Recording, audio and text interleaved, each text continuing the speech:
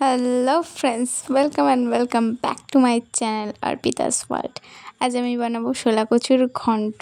কড়াইতে জল বসিয়ে ওর মধ্যে শোলা কচুগুলো দিয়ে সেদ্ধ হতে বসিয়ে দিয়েছি এবং জিরে, সর্ষে এবং কাঁচা লঙ্কা বেটে নেব।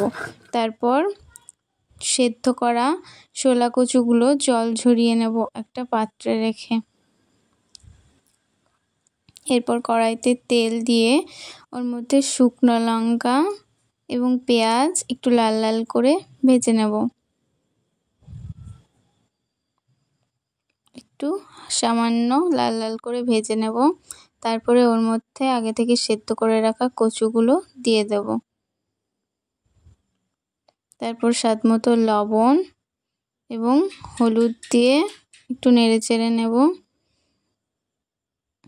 একটু জল কমানো পর্যন্ত ঢাকা দিয়ে দেব, তাহলে আরও ভালো সেদ্ধ হয়ে যাবে এটা।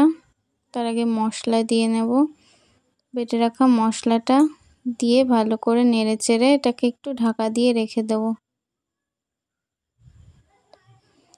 ঢাকা খুলে জল না শুকানো পর্যন্ত এটাকে নেড়ে চেড়ে নিতে হবে। নামানোর সময় একটুখানি চিনি দিয়ে নিলে এটা রেডি হয়ে যাবে। ভালো লাগলে লাইক, কমেন্ট, শেয়ার করে দিও। চ্যানেলে নতুন হলে সাবস্ক্রাইব করে দিও। বাই।